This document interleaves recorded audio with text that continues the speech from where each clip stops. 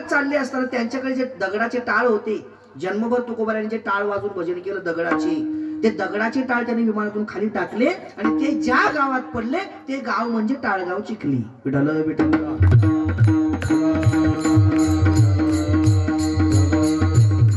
नुसतं टाळगाव चिखली गावाचं नाव नाही पडलं, आजही त्या चिखलीमध्ये तुकोबारायांच्या टाळाचं मोठं मंदिर आहे आणि त्या मंदिरात टाळ आहे. टाळ तुकोबारायांच्या हाताचा स्पर्श झालेले टाळ आजही त्या मंदिरात आहेत. कधी गेला तर दर्शन घेऊन या. माझ्याकडे त्यांचे फोटो आहेत, मी माझ्या हाताने काढलेले. विठ्ठल विठ्ठल. हे सांगण्याचा अर्थ मी जे सांगतोय ते खरं सांगतोय एवढंच मला तुम्हाला पटवायचंय. आजही तिथे ते टाळ आहेत, म्हणून ती टाळगाव चिखली. कुठल्याही गावाचं नाव असं उगं नाही पडत, त्याच्या मागे इतिहास असतो. आपल्याला तो कदाचित माहिती नसेल पण असतो, हे नक्की आहे. तसं आपण ज्या गावात राहतो त्या गावाचं नाव मृत्यू लोक आहे. आणि हे याचं नाव का पडलं तर इथलचा इतिहासच तसा आहे. काय याचा इतिहास आहे तर इथं जन्मलेला देव सुद्धा मरतो, हा याचा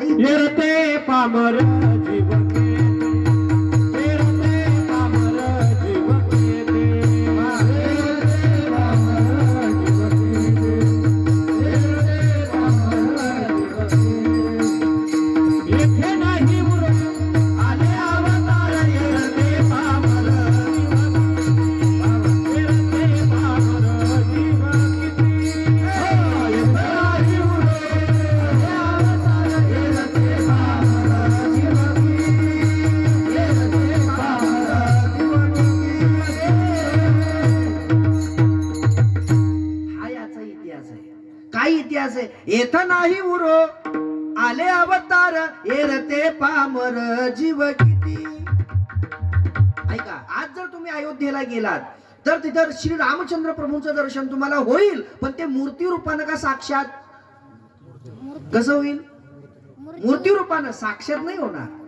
अरे आज तुम्ही गोकुळ मध्ये जा, वृंदावन मध्ये जा, मथुरेत जा, तुम्हाला तिथं श्रीकृष्ण परमात्म्याचं दर्शन होईल, पण ते साक्षात नाही, मूर्ती रूपानं होईल. का? देव जरी इथं जन्माला आला तरी सुद्धा त्याला मारावं लागतं, हा इथला इतिहास आहे. विठ्ठल विठ्ठल.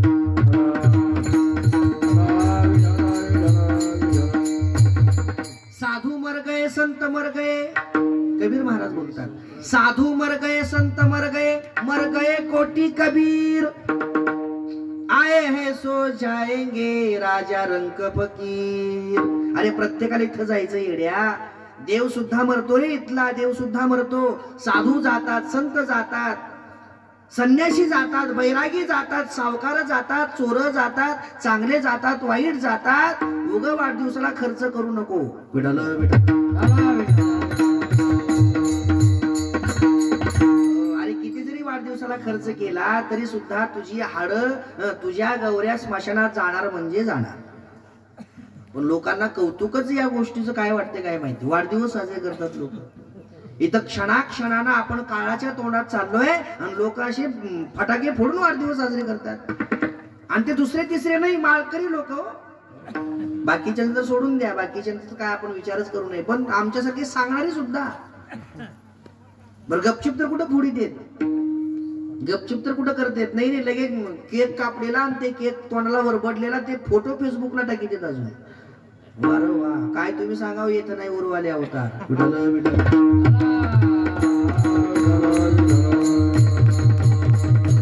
आपण अजून एकही आपला वाढदिवस साजरा केला नाही. आमच्या घरातही कुणाचा करीत नाही, इथून पुढेही करणार नाही. कुणाच्या वाढदिवसाचं कीर्तन कसलं बी आलं तर घेत बी नाही.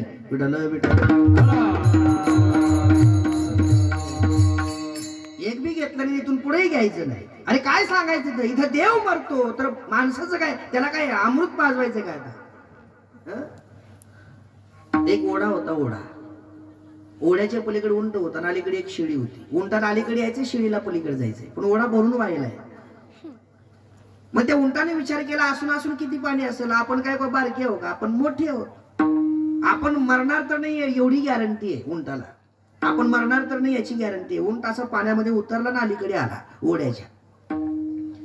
शेळीनं बघितलं उंट पलीकडून अलीकडे आलाय. मग लगेच शेळी उंटाच्या जवळ गेली आणि उंटाला विचारलं, उंटा तू पलीकडून अलीकडे आलास ना? उंट म्हणला हो. आता मला पलीकडे जायचंय, मग मला एवढं सांग पाणी किती आहे ओढ्याला, म्हणजे मला पलीकडे जायचं कळतं. पाणी किती आहे सांग. उंट म्हणला आता मला काही फुटात नाही सांगता यायचं एवढं फूट तेवढं फूट, पण एक ढोबळ तुला असं सांगतो, ओढ्याला पाणी एवढं आहे, केवढं आहे, माझ्या पाठीहून पलीकडे पडत होतं एवढं आहे.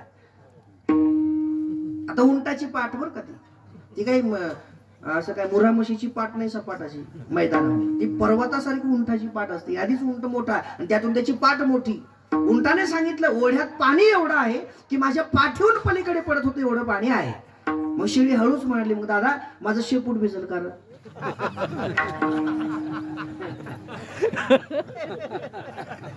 उंट जो बेशुद्ध पडलाय तो अजून उठला नाही.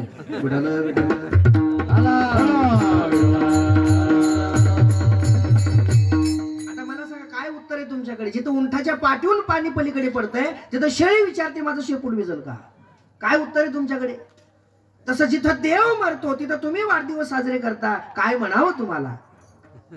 काय म्हणावं? अरे येत नाही उरवाले अवतार, हेरते पामर जीव किती. हा याचा इतिहास आहे का? हे लक्षात आलं पाहिजे, हे लक्षात आलं पाहिजे. पहिली गोष्ट मानवी देहाची दुर्लभता कळली पाहिजे, एक. दुसरी गोष्ट या मानवी देहाची नश्वरता कळली पाहिजे, दोन. आणि तिसरी गोष्ट मानवी देहाची इति कर्तव्यता कळाली पाहिजे. विठ्ठल विठ्ठल.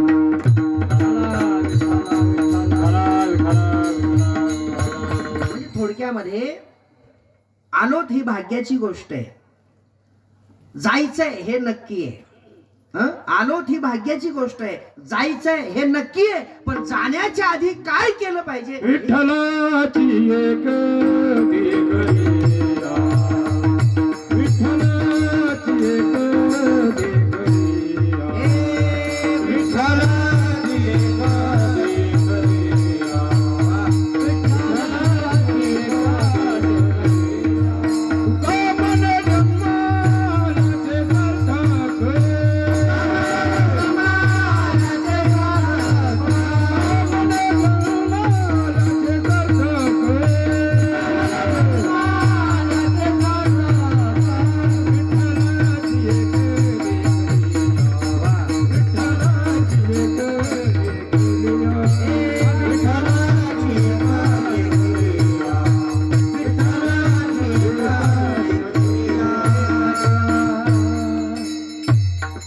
विठ्ठलाची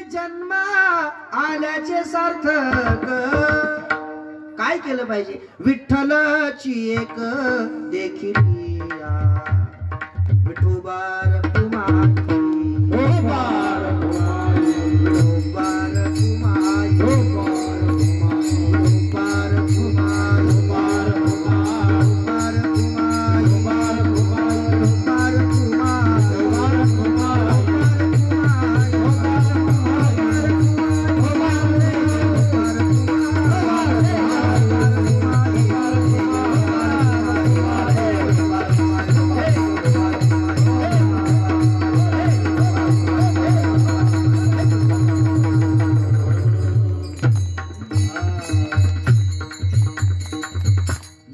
टाळी वाजवून भजन केलं असेल त्यांना मनापासून धन्यवाद, त्यांचं अभिनंदन, त्यांचे आभार. पण ज्यांनी टाळी वाजवली नसेल, भजन केलं नसेल, ते उद्या काल्याचं कीर्तन झाल्यावर पहिल्या पंक्तीला बसा.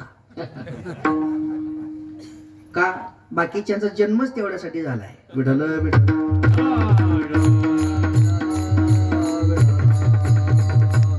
विठ्ठलाची एक देखिलिया, तुका म्हणे जन्म आल्याचे सार्थक. विठ्ठलाची एक देखिलिया, काय केलं पाहिजे? आलो ही भाग्याची गोष्ट आहे, जायचंय हे नक्की आहे, मग जाण्याच्या आत काय केलं पाहिजे? एकच, विठ्ठलाची एक देखिलिया. या जन्माचं सार्थक कधी आहे? परमात्म्याची प्राप्ती, देवाचं चिंतन. बर प्राप्ती होईल तेव्हा होईल, प्राप्ती होईल तेव्हा होईल, पण कमीत कमी त्याचं साधन तरी केलं पाहिजे ना. मग त्याचं साधन काय आहे? त्याचं चिंतन, त्याचं नामस्मरण, त्याचं भजन, हे त्याचं साधन आहे. इथं बाकीच्या गोष्टीला किंमत नाही. विठ्ठल विठ्ठल.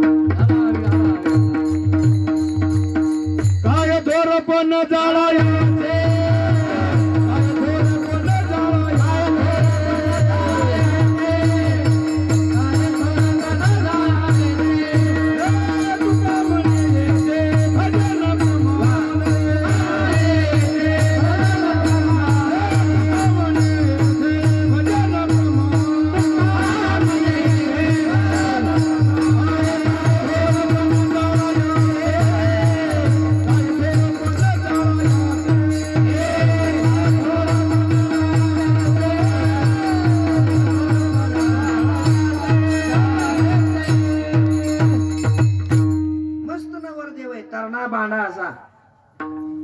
लय बी वयस्कर नाही, 28-27चा नवरदेव, असा तरणा बाण, गोरा पान, गोरा पान, तरणा बाण आणि नटलेला, कसा दिसत असेल एकदम सुंदर देखणा, असा नाकी डोळी, छान रंग, गोरा गोरा पान, पुढचं न ग एवढं, इतका देखणा, हातानं घडवल्यासारखा, गोरा पान आहे, हळदीच्या खोंबासारखा, असा पिवळट गोरा हळदीच्या खोंबासारखा, आणि 27-28 तारुण्यातलं वय आहे, नटलेलं आहे, गोरं पान आहे, तारुण्यातलं आहे, पण नेमकं त्याच्यात जीव नाही. चालन का नाही चालणार? अरे बाकीचं नसलं तरी चालतं, पण जीव पाहिजे ना. जर जीव नसेल तर त्याला किंमत नाहीये. बाकी मस्त मसाला टाकलाय, हो तेल चांगलं वापरलंय, मसाला चांगला वापरलाय, मिरची चांगली वापरलीये, म्हणजे शेंगदाण्याचं जे कूट टाकलं ते चांगलं वाटलंय, सगळं व्यवस्थित आहे, पण नेमकं त्या भाजीत मीठ नाही. चालेल? रुची निधी अन्न जात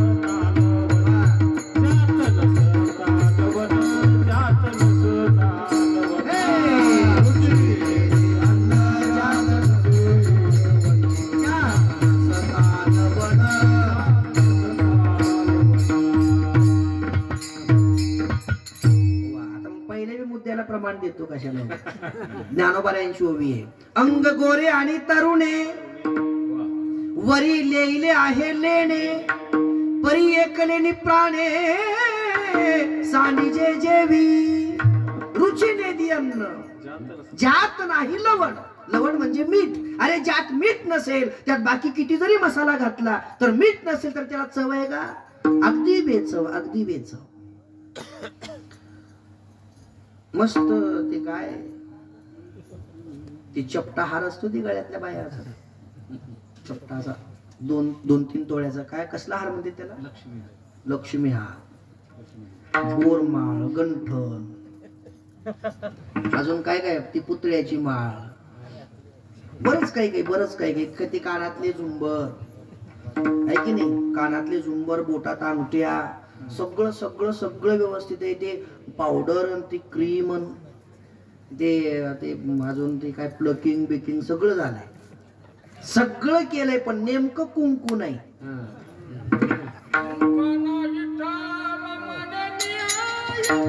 भावा विण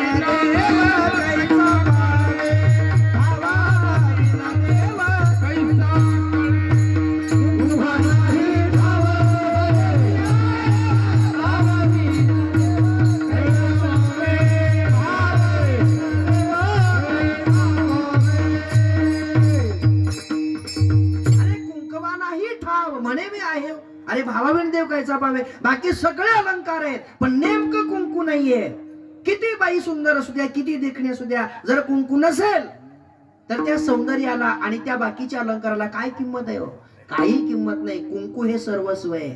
जेवणामध्ये मीठ हे सर्वस्व आहे, शरीरामध्ये प्राण हे सर्वस्व आहे, तसं जीवनामध्ये भजन हेच सर्वस्व आहे.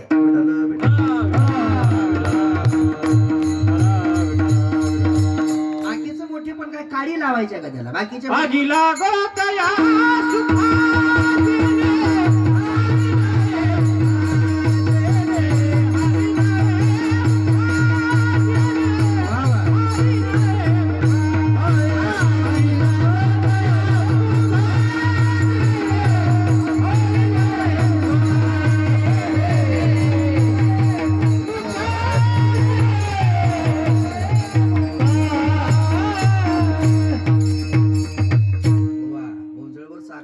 सगळ्या टाळकऱ्याच्या मुखात घालायचं. वा वा वा वा, एकदा जोरदार टाळ्या वाजवा त्यासाठी. वा, आमच्यासारखी कीर्तनकार खरंच तुमच्या उतरून गेले तरी चालतील. विठ्ठल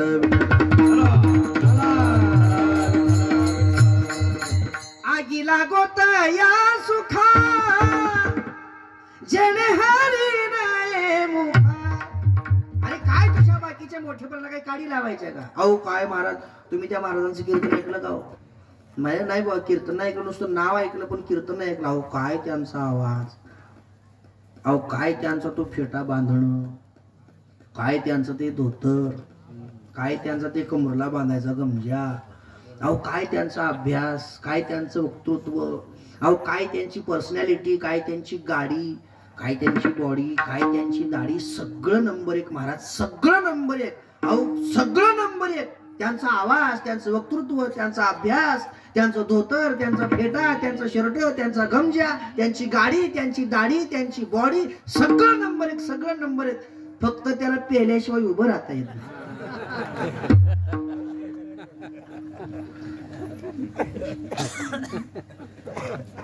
सगळंच चांगलंय, फक्त त्याला पेल्याशिवाय उभं राहता येत नाही. त्याला काडी लाव, विठ्ठल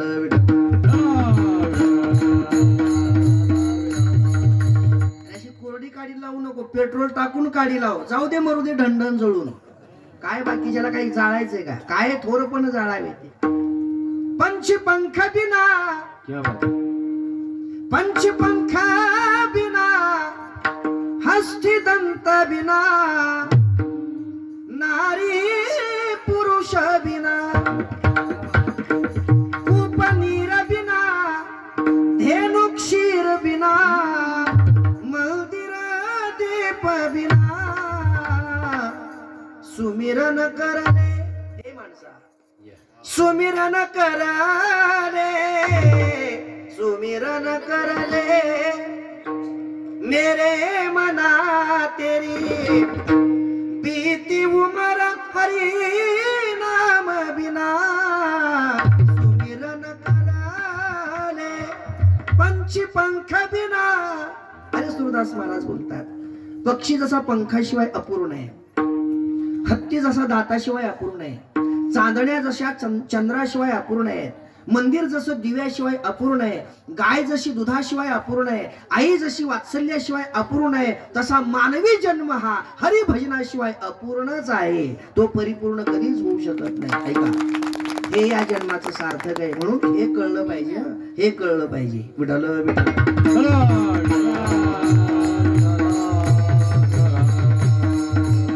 या तीन गोष्टी ज्याला कळाल्या तो समाधानी आहे. पहिली गोष्ट मानवी देहाची दुर्लभता, ज्याला कळेल तो समाधानी आहे. दुसरी गोष्ट मानवी देहाची नश्वरता, ज्याला कळाली तो समाधानी आहे. आणि तिसरी गोष्ट मानवी देहाची इति कर्तव्यता, ज्याला कळाली तो समाधानी आहे. म्हणून तुकोबाराय म्हणतात, आता बरे झाले का माझे मज कळू आले. अजून एक भाव सांगतो याच्यातला. तुकोबारायांना बरं वाटलं. का बरं वाटलं? आतापर्यंत जेवढं मी तुम्हाला बोललो तेवढं तुकोबारायांना कळालं म्हणून बरं वाटलं. एक. आणि दुसरी गोष्ट का बरं वाटलं तर तुकोबाराय म्हणतात, या जगात, ऐका, या जगात माझे कोण आहेत हे मज कळाले म्हणून बरं वाटतंय. विठ्ठल विठ्ठल.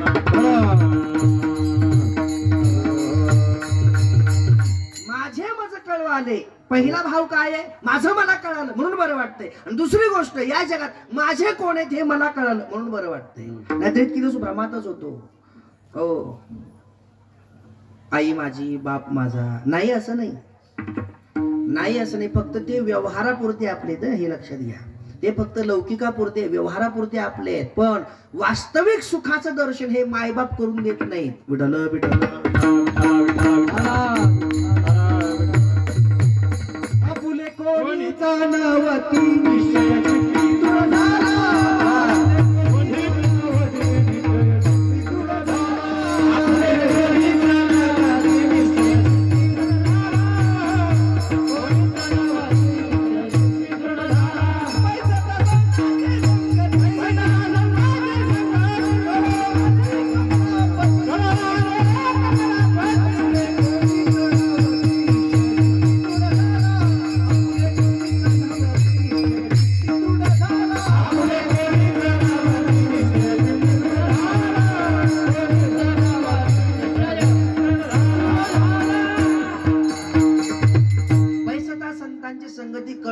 कमळापती, आपले कोणीच नव्हती, निश्चय चित्ती दृढ झाला. कोणी नाही आपल्या या जगामध्ये, कोणी नाही. मला सांगा, ज्ञानोबारायांच्या आईने, रुक्मिणी मातेने, आणि ज्ञानोबारायांच्या वडिलाने म्हणजे विठ्ठल पंतांनी ज्ञानोबारायांसाठी काय केलं? काय केलं? देहांत प्रायश्चित्त घेतलं की नाही? आपली लेकरं सुखानं जगावीत, आपल्या लेकरांना समाजामध्ये स्नान मिळावं, आपल्या लेकरांना सन्मानाची वागणूक मिळावी म्हणून विठ्ठल पंतांनी आणि रुक्मिणी मातेनं देहांत प्रायश्चित्त घेतलं. पण तरी सुद्धा ज्ञानोबाराय बोलतात, काय बोलतात? कवनाचे माय बाप, कवनाचे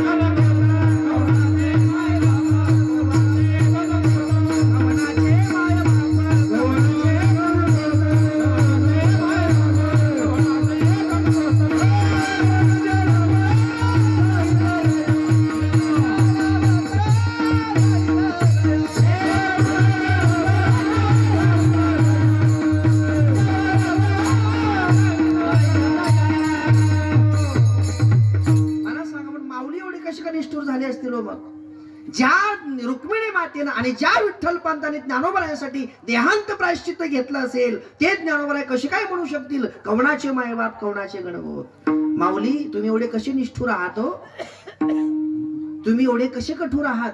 तुमच्या आईने तुमच्यासाठी तुमच्या वडिलांनी तुमच्यासाठी देहांत प्रायश्चित्त घेतलं आणि तुम्ही चक्क म्हणताय कवणाचे मायबाप कवणाचे गणगोत.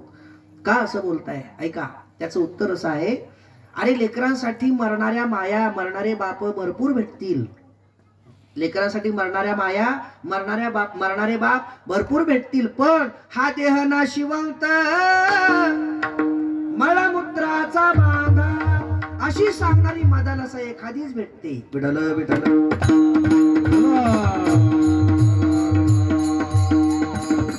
मला सांगा तुमच्यापैकी इथं जमलेली प्रत्येक माय तुमच्या लेकरासाठी तुम्ही सदैव मरायला तत्पर आहात, यात काही संशय नाही, काही वाद नाही.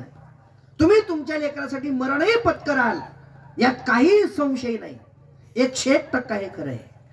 पण यातल्या किती मायाने लेकराला झोका देताना असं म्हणलंय, हा देह नाशिवंत मळमूत्राचा बांधा. हातवर करा बरं त्या माईनं जिना असं म्हणलंय झोका देताना, तिला हातवर करा बरं. एक तरी अशी आहे का? एक बी नाही, एकही नाही निघणार. वरी चर्म घातले रे कर्म कीटकांचा साधा, रवरव दुर्गंधी रे अमंगळ तिचा बांधा. स्मरत हरिहरा शरण जाई गोविंदा, पर्ये दे मदालसा सोहम जो जोरे बाळा. किती माया असं म्हणतात सांगा ना. मरणाऱ्या सगळ्याच आहेत, पण वास्तवाचा उपदेश करणाऱ्या सगळ्याच नसतात. एखादी लाखात एखादी असते, लाखात एखादी. बापाचंही तेच आहे. इथं एवढे बाप जमलेत कीर्तनाला, एवढे बाप आलेत, जवळजवळ 99% इथं जमलेले बापच आहेत. 1% नसतील आता समजा, ते होतील काही दिवसांनी अजून, पण 99% तरी तशी जमले ते बापच आहेत. पण येताना किती बाप असे आहेत की येताना सोबत पोरं कीर्तनाला घेऊन आलेत. हातवर करा बरं. बाप किती की त्यांनी पोरं आणलेली पाहिजेत ना, पोरं मनाने आलेली नसली पाहिजेत. पोरं आणलेली बाप किती हातवर करा. ज्याचं घरी आहे पण ज्यांना आणलं नाही. किती बाप आहेत असे आणलंय हाताला धरून, चल बाळू कीर्तन ऐकून येऊ, चल बाळू कीर्तन ऐकून येऊ. एक बी नाही सापडणार, एक बी नाही. का तुम्हाला कुठे वाटतंय पोरांनी कीर्तन ऐकावं?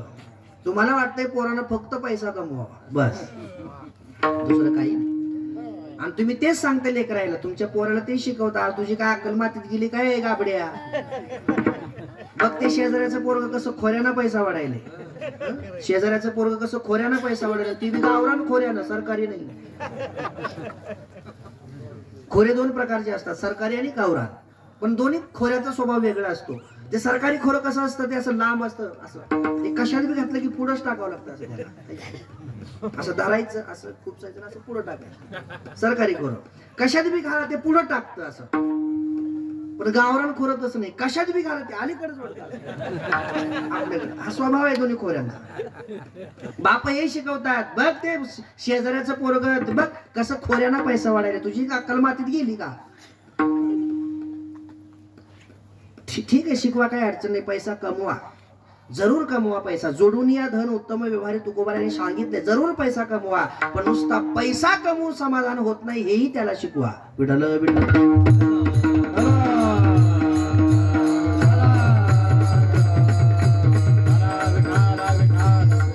आपण एवढं कमवून जास्तीत जास्त किती असेल आपल्याकडं? जास्तीत जास्त किती असेल? एक सरासरी जर काढली तर जास्तीत जास्त आपली प्रॉपर्टी एका माणसाची अंदाजी किती निघल? 2-3 कोटीची अंदाजी. एक सरासरी काढली तर निघल ना 2-3 कोटी. समजा प्रत्येकाची 2-3 कोटीची प्रॉपर्टी होईल. समजा प्रत्येकाची 2-3 कोटी लय नाही, लय थोडे आहेत. तुम्हाला जर त्याचाच अभिमान वाटत असेल, 2-3 कोटीचे मालक होत आपण, काही बी नाही. 2-3 कोटी लय मोठी मोठी माणसं आहेत या जगात, लय मोठी मोठी. त्या अंबानीचा नुसता मुंबईतला एक बंगला 1300 कोटीचा आहे. एक बंगला, नुसता एक बंगला. त्याला महिन्याला बिल येते 17 लाख रुपये लाईटचं. वाजव तुमच्या 2-3 कोटीची हलकी कुठं वाजवता? एका पेपर मध्ये असं संशोधन आलेलं होतं, आज अंबानी एवढा श्रीमंत आहे, जेवढा श्रीमंत आहे तेवढं जर एखाद्या सामान्य माणसाला जर श्रीमंत व्हायचं असेल, ऐका, आज अंबानीकडे जेवढा पैसा आहे, जेवढा तो श्रीमंत आहे, तेवढं श्रीमंत जर एखाद्या सामान्य माणसाला व्हायचं म्हणलं तर कमीत कमी त्याला 1300 जन्म घ्यावे लागतील. विठ्ठल विठ्ठल.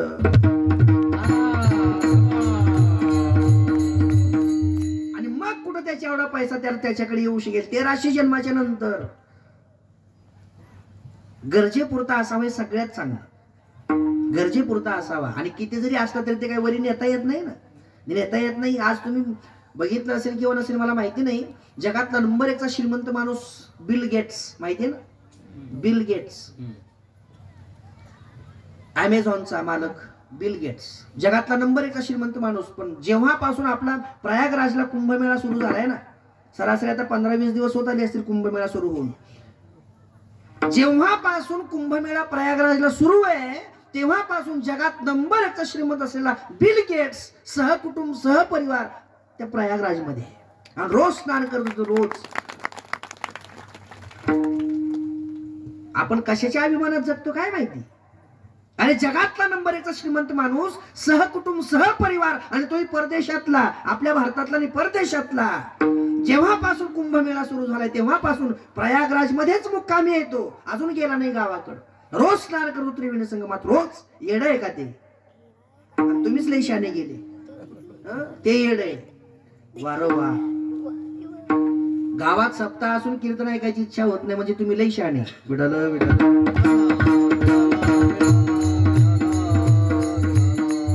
अंबानी एवढा श्रीमंत आहे पण दरवर्षी तो त्याच्या घरी भागवत कथेचं आयोजन करतो, न चुकता, न चुकता दरवर्षी भागवत कथा करतो घरी त्याच्यातून.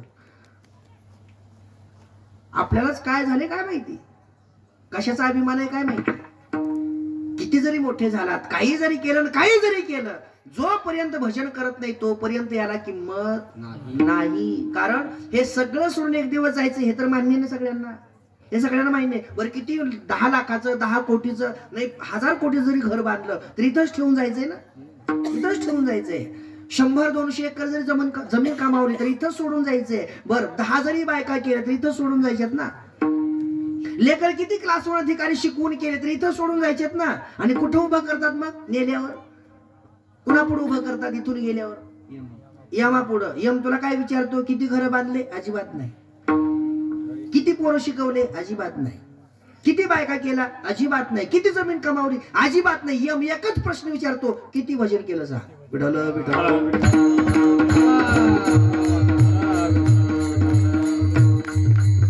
अनेक यातना यम करवील, कोण सोडविल तेथे तुझला. तिथं तुला तुझा बंगला सोडवणार नाही वेड्या, तिथं तुला तुझी जमीन सोडवणार नाही वेड्या, तिथं तुला तुझ्या बायका सोडवणार नाही वेड्या, आणि तिथं तुला तुझं घर सोडवणार नाही वेड्या. मग तिथं तुला फक्त तुझं भजन सोडवू शकतं, बाकी कोणी नाही.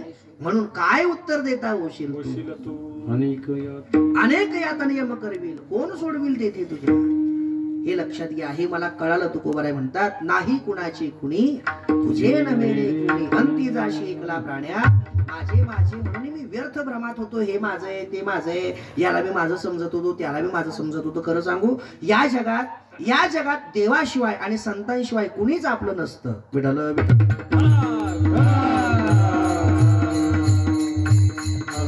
तुका म्हणे मज न होतील कोणी, तुझं चक्रपाणी वाचून या. हे तुकोबाराने स्वतःसाठी म्हणलं. जगाला काय सांगितलं? तुका म्हणे तुझं न होतील कोणी, एका चक्रपाणी वाचून या.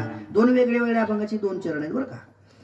मलाही देवाशिवाय कोणी नाही, आणि जगातलाही सांगितलं तुम्हालाही देवाशिवाय कोणी नाही. हे मला कळालं म्हणून बरं वाटतंय. आता बरे झाले का माझे मज कळू आले. कसं आहे? खोटाईचा संसार मज पायी द्यावा धार. तुकोबारा देवाला विनंती करतात, देवा खोटा ऐसा संसार, हा संसार खोटा आहे. खोटा म्हणजे डुप्लिकेट आहे. तो सध्या दिसतोय पण हा खरा नाही. हा चायनीज आहे, चायनीज. चले तो चांद तक नाही तो शाम तक. आपण कुठली वस्तू घेताना चायनीज म्हणलं की कसं आपल्या मनामध्ये पहिला भाव चायनीज म्हणल्यावर काय उगा असं तसं असतंय. तसाच संसार आहे हा. टिकत नाही, टिकत नाही. आणि जे पाहिजे ते याच्याकडून मिळत नाही. आपल्याला सुख पाहिजे पण हा दुःखाशिवाय दुसरं काही देत नाही, म्हणून याला खोटा म्हणतात. एकानं दिवसभर माझ्या मागे टुमणं लावलं उगाच, महाराज आपल्याला 2 बायका करायच्या. मी म्हणाल 1 तरी मिळू दे आधी, 2 करायच्यात. नाही म्हणला मिळत्याल तेव्हा मिळत्याल पण 2 करायच्यात. मी म्हणलं कशाला? 1 हात दाबील 1 पाय दाबील. 2 बायका करायच्या, सेवा करतील ना दोघी, एक हात दाबील एक पाया दाबील. मी म्हणलं कर बुवा, काय अडचण नाही, तुला नांदवायचं तर आम्हाला थोडंच नांदवायचं. मग संध्याकाळी तो त्याच्या घरी गेला, झोपला. सकाळी उठल्या उठल्या पळतच माझ्याकडे आला, पाया पडला आणि म्हणला, महाराज काल दिवसभर तुम्हाला म्हणलो 2 बायका करायच्यात, पण आता सांगतो, देवाची शपथ घेऊन सांगतो, एक बी करायची नाही म्हणला. मी म्हणलं सकाळी सकाळीच एक बी करायची नाही, काय झालं काय नेमकं रात्रीतून एवढं? अहो काय सांगायचं महाराज, मी तुम्हाला काल दिवसभर म्हणलो 2 बायका करायच्यात, एक हात दाबील एक पाय दाबील, पण रात्री स्वप्न पडलं, एकीनं धरलं होतं, दुसरी लाकडानं मारित होती. याच नाव संसार. विठ्ठल विठ्ठल.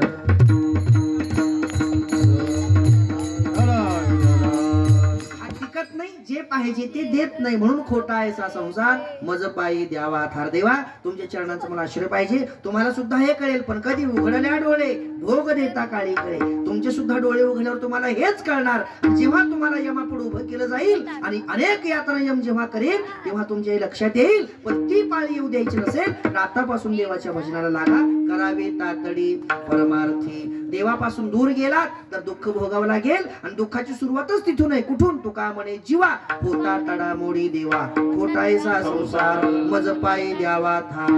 आता हालतीत बघा सगळे. ज्ञानेश्वर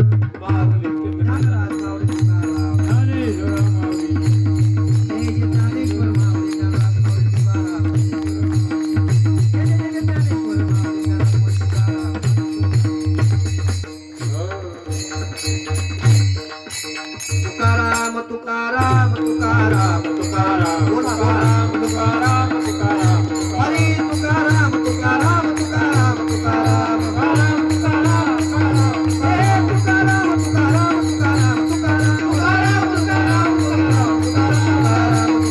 तुकाराम तुकाराम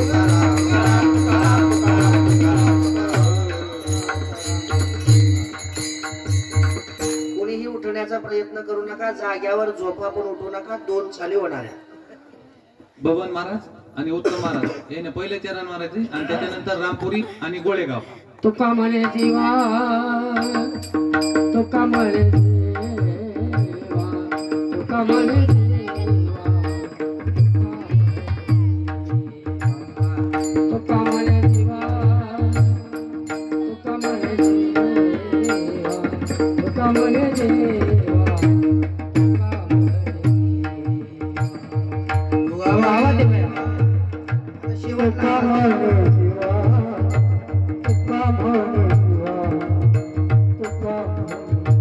दादांचा शेवटचा आवाज.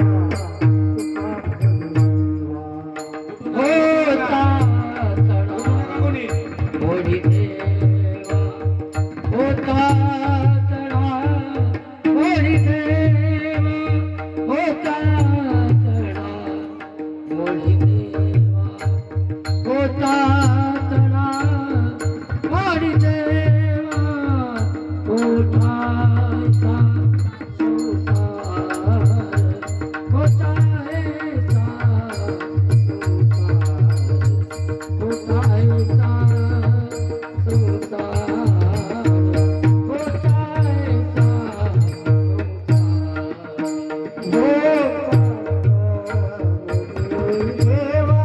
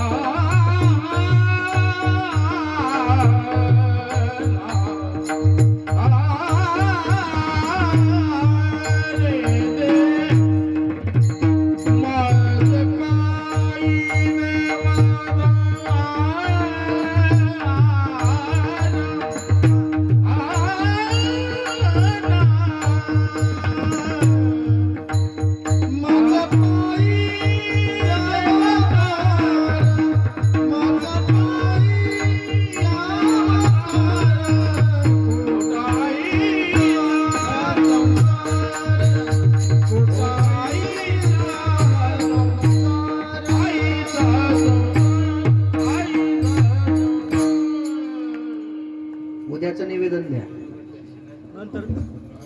उठू नका कोणी.